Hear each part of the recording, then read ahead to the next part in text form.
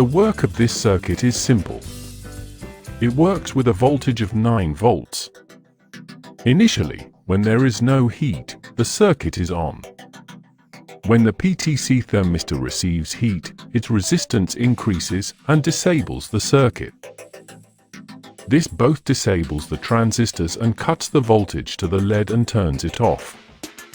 A 20k ohm variable resistor is used to set the circuit to disable the LED at the required temperature or cold. Ideal for use where you don't want any device or equipment to overheat, the circuit is compact so it can be placed anywhere.